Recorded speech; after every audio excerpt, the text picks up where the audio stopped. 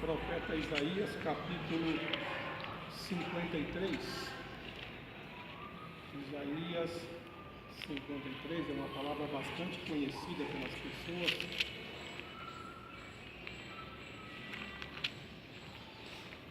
Todos acharam? Amém. Sim. Glória a Deus. Isaías 53.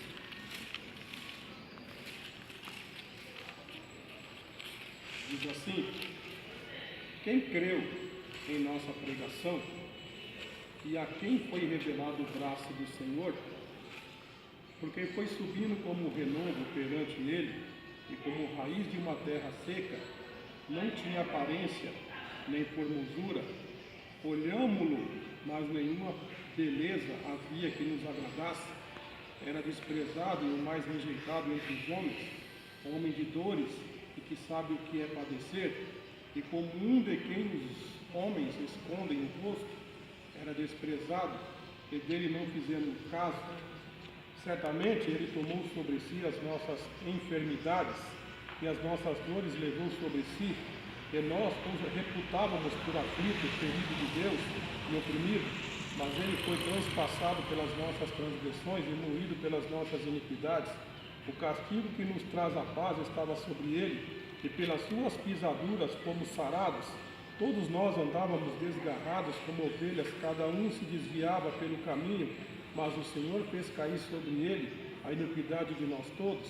Ele foi oprimido e humilhado, mas não abriu a boca, como o cordeiro foi levado ao matadouro, e como ovelha muda perante os seus tosquiadores, ele não abriu a boca. Por juízo o opressor foi arrebatado, e de sua linhagem quem dela cogitou, porquanto foi cortado da terra dos viventes, por causa da transgressão do meu povo foi ele ferido. Designaram-lhe a sepultura como os perversos, mas com o rico esteve na sua morte, posto que nunca fez injustiça, nem dolo algum se achou em sua boca.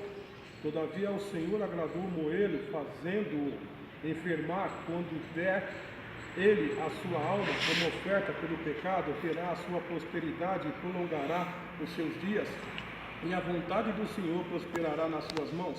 Ele verá o fruto do penoso trabalho de sua alma e ficará satisfeito. O meu servo, o justo, com o seu conhecimento, justificará a muitos, porque as iniquidades dele levará sobre si. Por isso eu lhe darei muitos como a sua parte, e como os poderosos repartirá ele o despojo, porquanto derramou a sua alma na morte. Foi contado com os transgressores, contudo levou sobre si o pecado de muitos, e pelos transgressores intercedeu. Amém? Louvado por Deus, assentar. Amados irmãos, é um texto bastante conhecido, mas infelizmente, irmãos, eu tenho visto algumas pessoas, algumas igrejas, pregar errado esse texto, principalmente no tocante de Deus, de Cristo ter levado as nossas enfermidades. As pessoas não entenderam o que o texto está dizendo. O homem pecou contra Deus lá no Éden e ficou destituído da sua graça. E a Bíblia diz que todos pecaram e todos foram destituídos da glória de Deus. A humanidade estava perdida, não tinha solução mais para a humanidade. O castigo para a humanidade era o inferno, que estava preparado para todos. Mas Deus, pela sua misericórdia, Deus olhando para a humanidade e vendo que não havia solução para a humanidade, Deus separou homens, Deus separou profetas, Deus separou apóstolos, Deus separou missionários e missionárias. Deus deu o dom da pregação para esses homens e essas mulheres de Deus. Deus os preparava, como diz Jeremias, que ele foi escolhido desde o ventre da mãe dele, para que ele viesse anunciar as boas novas da salvação. Nós sabemos o que aconteceu na época de Noé. A Bíblia diz que Noé foi pregoeiro do Evangelho, ele pregou a salvação, mas assim como aconteceu com Cristo, também aconteceu com Noé. Não deram crédito à pregação de Noé. Imagine, segundo os historiadores, a arca levou quase 150 anos para ser construída. Então você imagine alguém dizendo naquela época, onde a transgressão era grande, onde a maldade imperava, como hoje não é diferente a violência no nosso país, no mundo inteiro, chamaram Noé de louco. Imagine pregando que vai ter um grande dilúvio, que Deus ia matar a humanidade. Eles não deram crédito, zombaram, assim como zombaram de Jesus Cristo também. Não acreditavam, como muitos hoje, amados, não acreditam mais na volta de Jesus Cristo. A Europa, se foi feita uma pesquisa, 70% dos europeus não acreditam mais na volta de Jesus. Nos Estados Unidos, a mesma coisa. Aqui no Brasil, 45% da nossa população não acredita na volta de Cristo. Aliás, vamos ser sinceros, não se prega mais a volta de Jesus, não se prega mais salvação, não se prega mais conversão de alma, só se prega bem-estar, só se prega comodismo com as pessoas estão acomodadas, vindo para a igreja, como Jesus disse, esse povo não vem atrás de mim pelo reino do céu, eles estão vindo atrás de mim pela comida que perece, pelas minhas curas, pelos meus livramentos. As pessoas estão vindo para a igreja, mas estão um pouco preocupadas se vão ser salvas ou se não vão ser salvas. Desde que Deus satisfaça a minha vontade, é o que eu quero. É assim que as pessoas estão vindo para a igreja. Estão vindo atrás de Jesus só pelo que Ele pode fazer e não pelo que Ele é. E é uma pena, porque infelizmente os maiores culpados são os pregadores. São eles que alimentam mal o povo, são eles que têm medo de pregar a verdade, com medo de se indispor com a sociedade. Você liga a televisão, ninguém prega mais contra os homossexuais, ninguém prega mais contra os nossos políticos, que acham que não, isso é uma coisa, não pode se acontecer. Irmãos, então você não foi chamado por Deus, porque os profetas, na maioria, foram assassinados, foram perseguidos, foram odiados. Você, João Batista, você vê, ele teve a sua cabeça decepada em cima de uma bandeja. O apóstolo Paulo também teve a sua cabeça decepada. A maioria dos apóstolos morreram com morte violenta, mas eles não negaram a fé, eles não deixaram de pregar a verdade. A Bíblia diz: pregue a verdade, mesmo que isso te custe a sua vida, te custe ódio, que as pessoas não te entendam, não gostem de você. Não é as pessoas que têm que gostar de você, é Jesus. Glória a Deus. É Deus que tem que te aprovar e não as pessoas. Nós estamos fazendo a mesma coisa que os políticos fazem quando chega a eleição. Agora só falam o que você quer ouvir. Muitos pregadores, irmão, têm medo. Se eu pregar, ninguém me chama para pregar. Irmãos, eu já me preocupei muito com isso. Minha esposa está aqui, ó. Hoje eu não dou a mínima. Não dou a mínima se me chamar ou deixar de me chamar. Porque eu tenho um Deus que me justifica. Eu posso pregar uma vez no ano, mas eu quero que Deus me use para pregar a verdade para você, porque eu vou dar conta, a irmã Tereza vai dar conta, quem prega aqui, a irmã Vilma vai dar conta, o irmão que está ali canto vai dar conta. A Bíblia diz que os pregadores, os ministros, serão os últimos a entrar no céu, porque vai dar conta de alma por alma. Tem gente que tem, se eu pregar, vou me dispor como pastor, como líder. Então você não foi chamado. Você é um covarde, é medroso. Porque o apóstolo Paulo, em Gálatas 2:3, ele não queria nem saber se Pedro andou com Jesus, deixou de andar com Jesus, se ele foi evangelizado ou não. Ele disse: quando eu vi que eles não andavam segundo o evangelho, fitei-lhe na face, porque ele era irrepreensível. Vê se Paulo queria saber se Pedro andou com Jesus, se ele foi apóstolo, o primeiro dele, ele respeitava sim, porque ele sabia que ele andou com o mestre. Mas Pedro estava cochichando em dois pensamentos. Uma hora ele comia com os judeus, outra hora ele comia com Jesus. Tem pregador que tem um pé no mundo e um pé na igreja. Uma hora ele prega a verdade, outra hora ele prega a mentira, ou com medo. Ele é convidado se eu pregar aquilo, nunca mais eu volto. Esses são os pregadores de hoje, covardes. Tem medo de pregar a verdade. tem medo de se dispor com liderança. Que isso, eu vou ficar de... Eu já fiquei de banco, fico de banco. Todas as igrejas que eu passei, eu fui desprezado. Todas que eu passei, irmãos. Mas eu quero te dizer uma coisa. Quem tem que te justificar é Deus. Glória a Deus, aleluia. Quem tem que te justificar é Deus. Se você está preocupado com a opinião popular, sai da igreja. Sai da igreja. Você está vivendo como os políticos vivem. O político, ele fala uma coisa hoje, quando ele vê que o negócio ficou feio, ele volta e se retrata. Homem de Deus, a menos que ele peque contra a igreja, é diferente. Mas se ele for usado, ele não tem que se retratar com ninguém, porque a Bíblia diz que nenhuma condenação há para os que estão em Cristo Jesus. Você não tem que se retratar com ninguém, não. Se o Senhor te chamou, se Ele te capacitou, se Ele colocou palavra na sua boca, não importa quem gosta ou quem deixa de gostar, se te aprovam ou se deixa de aprovar, o Senhor te justifica. Pode o mundo inteiro te odiar, mas te diz Deus, eu te amo. Glória a Deus!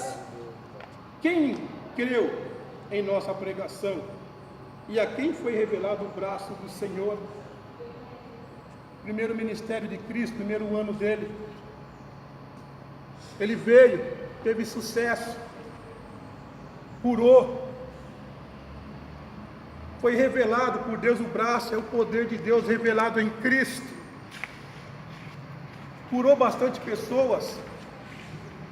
Só que ele também percebeu que a maioria que vinha atrás dele não vinha porque ele era Deus, porque não conseguiram ver isso nele. Ele disse: eu e o Pai somos um.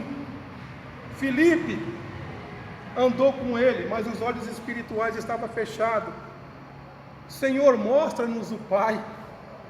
Tem crente que o olho espiritual ainda está fechado, ainda não entendeu quem é Cristo. Ainda não entendeu quem é Jesus. Não existe 3 deuses. Só existe um Deus. Na pessoa de Cristo e na pessoa do Espírito Santo. Você não vai conhecer 3 pessoas. Você vai conhecer uma pessoa. Uma pessoa você vai conhecer na pessoa de Cristo e na pessoa do Espírito Santo. Quem vê Deus, vê Cristo. Quem vê Cristo, vê o Espírito Santo. Nenhum é maior do que o outro. Nenhum tem mais poder do que o outro. Deus não existe sem Jesus. Jesus não existe sem Deus. É da mesma essência. Mas existe uma hierarquia entre eles. Eles se respeitam. Você nunca vai ouvir na Bíblia dizer que o Espírito Santo mandou Jesus. E você também nunca vai ouvir na Bíblia dizer que Jesus mandou Deus. Você vai ver, Deus manda Cristo e Cristo manda o Espírito Santo. Mas eles são um só, porque eles são harmônicos. Aleluia, papai. Deus veio na pessoa de Jesus. O braço forte era Cristo. Ele pregou, mas assim como os profetas foram rejeitados, Cristo também foi rejeitado, a sua pregação também foi rejeitada, e é por isso que a verdade hoje, ela é rejeitada dentro das igrejas. As pessoas não suportam ouvir a verdade, não suportam, acha que você é arrogante, acha que você quer se aparecer. Eu já ouvi isso, irmãos, em igreja. Aquele irmão ali, só pela misericórdia. É rejeitado, irmão. Se você pregar a verdade, prepare-se para ser rejeitado. Prepare-se para viver isolado. Porque você vai viver isolado. As pessoas não vão dar crédito à sua pregação. Vão dar crédito aos materialistas que só pregam bênção, vitória. Esses vão ter crédito. Esses são convidados direto. Mas se você pregar a verdade, você vai sofrer as consequências. Mas te diz Deus, é na minha mão que você vai sofrer as consequências do meu amor. Glória a Deus. O mundo inteiro pode te rejeitar, mas eu nunca vou te rejeitar. Enquanto você viver a minha verdade, eu sempre vou te justificar na presença das pessoas. E o mundo vai ver quem é você. Você não precisa fazer propaganda de você. Eu faço a sua propaganda. Eu faço a sua propaganda. As pessoas vão te ver. Pode ser 10, no meio de 1 milhão, mas aqueles 10 são espirituais, aqueles 10 alcançaram, aqueles 10 nos olhos espirituais foram abertos, porque só conheceram Cristo, só reconheceram Jesus naquela época, quem era espiritual. Até os seus apóstolos ele teve que vir explicar para eles, eles nem entenderam, e os apóstolos só vieram entender o verdadeiro plano de Deus depois de Pentecostes, em Atos capítulo 2. Só depois que Jesus desce, ele ainda volta, fica mais 40 dias com eles, e mesmo assim eles ainda não tinham entendido ainda. Tem crente que não entendeu o plano da salvação, tem crente que não entendeu o que é evangelho. Evangelho é poder de Deus, não é comida e não é bebida, é poder de salvação, é o que Deus mais quer numa sociedade, é ver uma sociedade transformada pela palavra. Aí sim, quando essa sociedade é transformada, ela desfruta das bênçãos celestiais do Senhor. Só dessa maneira. Ele diz assim: porque foi subindo como um renovo, perante ele, como raiz de uma terra seca, não tinha aparência nem formosura, olhávamos, mas nenhuma beleza havia que nos agradasse. Sabe por que isso, irmão? Porque os judeus esperavam um rei Davi, um homem guerreiro. A política imperava, eles estavam sendo oprimidos pelo Império Romano, e eles queriam se libertar daquela perseguição, e eles esperavam que o Messias, anunciado lá no Velho Testamento, viria para guerrear,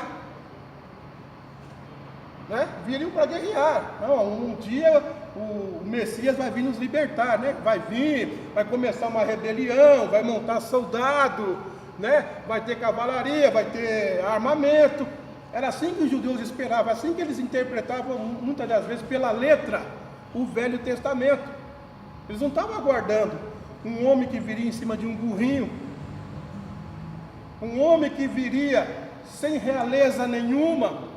Por isso que ele não chamou tanta atenção, por isso que ele não foi muito perceptível pelas pessoas que estavam esperando uma coisa e veio outra.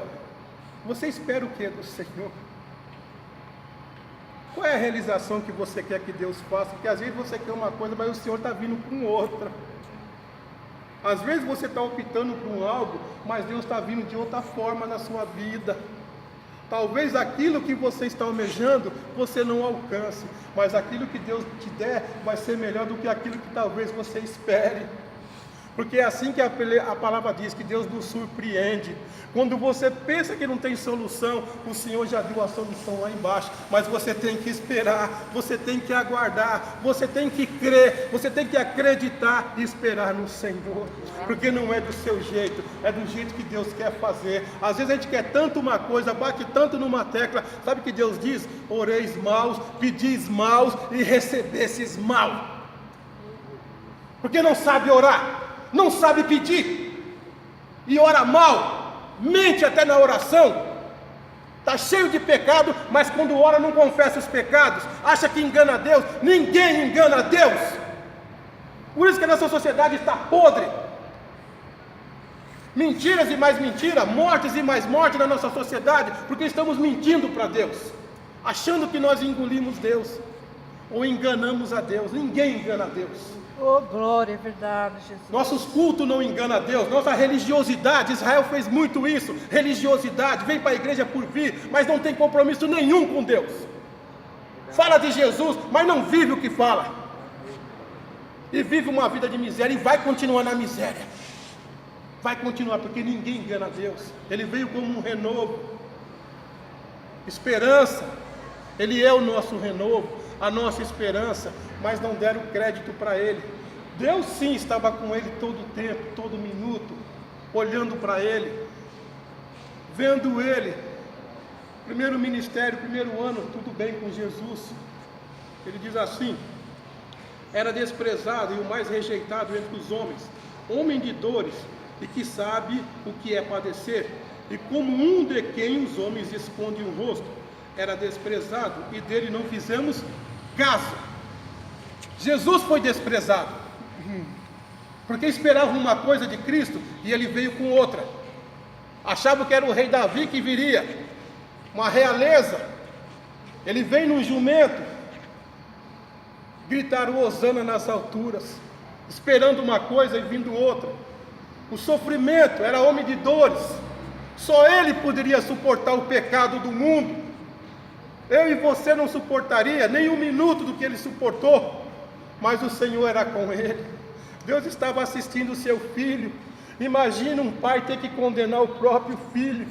Imagine um pai ter que olhar para o filho e dizer: olha, é só você, só tem você, não tem mais ninguém nessa terra que pode suportar o que você vai suportar. Suporte com o Senhor, seja o que você estiver passando, seja as dores que você tiver, seja o problema que você tiver, suporte com o Senhor. Se você não aguentar, te diz Deus: eu aguento por você. Aleluia. Se você cair, eu te levanto. Se você não aguentar, eu te firmo.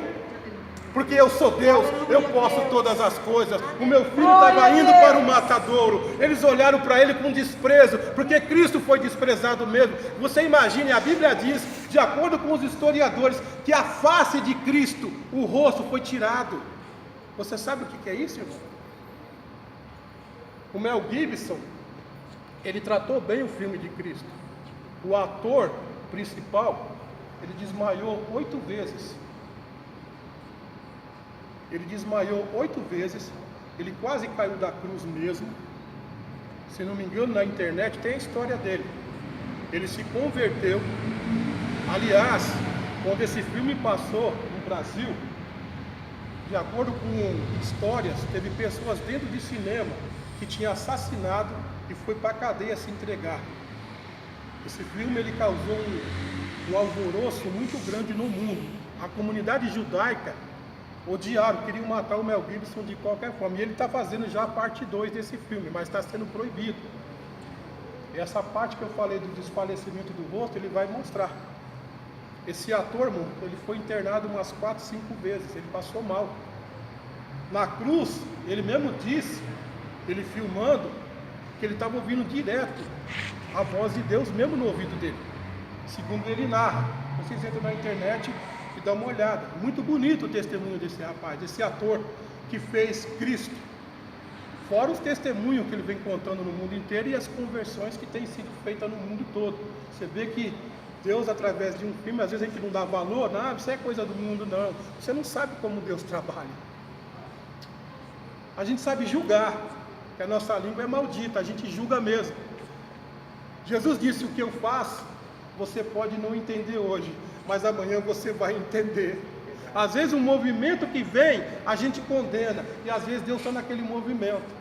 Eu sempre digo isso, irmão, todo movimento que vem para juntar com o Evangelho é bem-vindo, mas se vem para atrapalhar o Evangelho, não é bem-vindo. Nós temos que tomar cuidado com certos movimentos, que a gente vê na televisão. É bonito para aquela igreja, pode não ser para a sua. Precisa ver se Deus está naquele movimento, se é Ele que está trazendo aquele movimento, para que você não contamine a igreja, para que você não deixe a igreja nua, despida. Temos que tomar cuidado. E ele diz assim: certamente Ele tomou sobre si as nossas enfermidades, e as nossas dores levou sobre si, e nós o reputamos por aflito, ferido de Deus, oprimido. Aqui está um versículo que é muito mal interpretado pelas pessoas. Para os judeus daquela época, Jesus estava sendo punido por Deus, porque para aquela época, quem fosse morte ou sofresse morte de cruz era considerado miserável. Se Cristo foi para a cruz, então ele não era aquilo que ele falava. O apóstolo Paulo também entendeu dessa forma, porque a condenação de Roma para aquela época dos transgressores era a morte de cruz. Então, se Cristo pregava que ele era Deus, que ele veio de Deus e vai para uma cruz, então ele nada mais era do que um farsante, ele era um mentiroso. Jesus não morreu por qualquer pecado, ele não tinha pecado, mas quando ele foi para a cruz, ele assumiu os nossos pecados, como se ele estivesse pecando no nosso lugar. E quando diz que ele levou sobre si as nossas enfermidades, significa dizer que ele assumiu uma responsabilidade E como ele disse, e o Senhor respondeu o braço forte: eis que todo o poder agora me foi dado, tanto no céu quanto na terra. Agora a doença está na minha mão, é eu que domino, é eu que dou ordem. Eu curo ou eu não curo, eu tiro ou eu não tiro. Isaías 45, versículo 6, eu mato, eu firo, eu tiro a ferida, eu ponho a ferida, eu crio a paz, eu crio a guerra, eu crio o bem, eu crio o mal. Eu sou Deus, eu faço todas as coisas. O controle da doença, porque doença, irmão, é consequência do pecado. Ainda tem doença no mundo, só vai ser vencida no último dia. Aí sim vai se cumprir parte desse texto total. Levou sobre si todas as nossas enfermidades. Ele está no controle da sua vida e da minha vida. Ele tem o controle de todas as doenças do mundo. Cabe a Ele decidir. Se possível, Pai, passa-se de mim esse cálice, porém não seja feita a minha vontade, mas a sua vontade. É na vontade do Senhor, é na vontade de Deus. Quando Deus quer curar, Ele cura. Quando Ele quer animar, Ele anima. Mas te diz Deus, seja o que você estiver passando, se você estiver na minha palavra, eu vou te dar o bálsamo. Pode não ser agora. Ele levou sobre si. Você está levando sobre si uma carga. Você é pecador, mas é um pecador regenerado, porque quem está em Cristo está se regenerando, mas não deixamos de ser. Quando estamos em Cristo, deixamos de ser pecador, estamos sujeitos a pecar. Primeira epístola de João: filhinhos, isso eu escrevo para que não pequeis. Mas se alguém pecar, nós temos um advogado perante o Pai. Se você pecar, você tem um advogado. Agora não vai viver na vida do pecado. Não vai usar isso como desculpa para você ficar pecando. Porque a Bíblia diz que o salário do pecado é a morte. Muita gente pensa, então já que é assim, eu vou ficar pecando a vida inteira. Vai morrer, vai para o inferno. Vai morrer como um pai. O pai tolera o filho até um momento. Chama 1, 2, 3 vezes a atenção do filho. Chega uma hora que o pai vai ter que punir. Vai ter que sentar com o filho e chamar ele. Chega. Suportei você até onde deu para suportar. Agora é você e o mundo. É assim que Deus faz conosco também. Deus é misericórdia, sim. Mas tem limite. Se o povo que clama pelo meu nome se arrepender dos seus pecados e voltar para mim, eu voltarei para eles. Mas se não se arrependerem, vão comer o pior da terra. Deus não brinca com ninguém. Ele diz assim: mas ele foi transpassado pelas nossas transgressões e moído pelas nossas iniquidades. O castigo que nos traz a paz estava sobre ele, e pelas suas pisaduras fomos sarados. Todos nós andávamos desgarrados como ovelhas, cada um se desvia pelo caminho, mas o servo fez cair sobre ele a iniquidade de todos nós. Pelas nossas pisaduras, pelos nossos pecados, pelas nossas rebeldias, ele foi crucificado. Andávamos sem pastor, porque quem está no mundo está na mão do diabo, e o diabo não tem dó. Quem está em Cristo tem um pastor. Verdade. Quem está em Cristo tem um pastor. E o pastor cuida das suas ovelhas. A Bíblia diz que o verdadeiro pastor dá a vida pelas suas ovelhas. O verdadeiro. Tem muitos que estão pouco se lixando se o crente sai da igreja, se ele deixa de sair da igreja, ele não vai atrás, ele está pouco se lixando. Comigo é assim, ou é do meu jeito, ou está fora, está errado. Você tem uma responsabilidade, você tem almas. Deus nos colocou essa responsabilidade na mão. Almas para cuidar. Almas doentes. E o pastor tem a obrigação de visitar. Para isso que ele tem presbíteros, para isso que ele tem diáconos dentro da igreja. É para ir atrás das ovelhas perdidas. Jesus veio atrás de uma só. Deixou o rebanho e foi atrás de uma. Ainda cobrou dos judeus. Se porventura uma das tuas ovelhas cair num buraco, não convém tirá-la. Quer dizer, eles davam mais valor a um animal irracional do que um ser humano, porque judeus era assim, irmão. Se íamos para o templo e um caísse, ficava.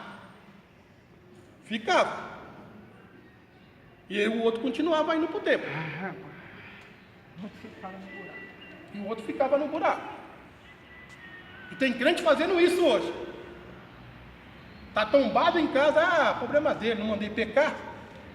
Sabia que o irmão estava no pecado. Lembra dos amigos de Jó? Os amigos de Jó, é interessante o texto de Jó. A Bíblia diz que por 7 dias e 7 noites eles ficaram assistindo Jó. Imagine, irmão, você ficar 7 dias e 7 noites sem sair do lugar, só olhando Jó. Imagine. A Bíblia diz que nenhum dos 3, durante esses 7 dias e 7 noites, ousou sequer abrir a boca.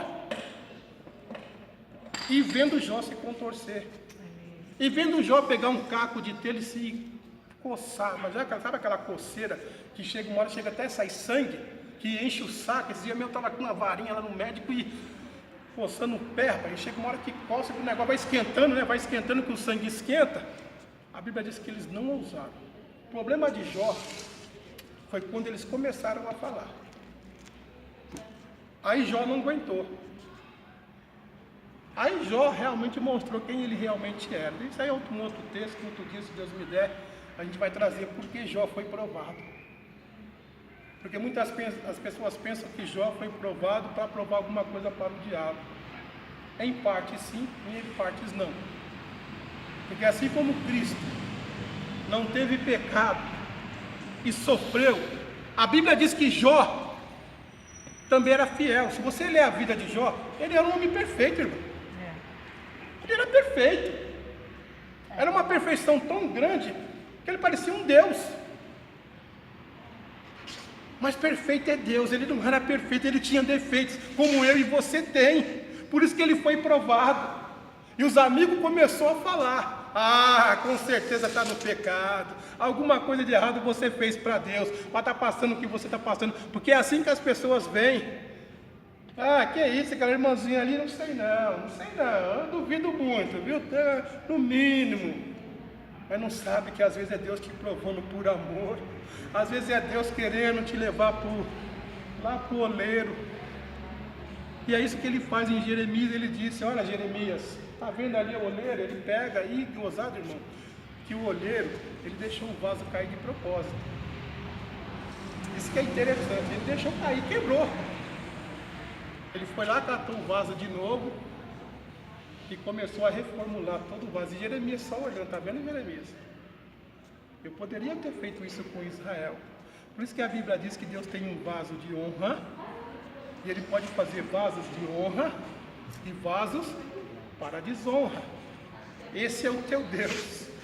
O teu Deus te escolheu desde o ventre da tua mãe. E muitas das vezes Deus precisa nos quebrar. Muitas das vezes Deus precisa trabalhar em nós. E muitas das vezes nós não gostamos. Muitas das vezes nós sentimos isso. Eu senti a queda de 6 metros de altura quando eu quebrei meu braço e meu pé do mesmo lado. Eu não entendi quando eu caí. Eu murmurei contra Deus, eu xinguei Deus, minha esposa está aqui de prova. Hoje eu entendo o que Deus queria fazer comigo.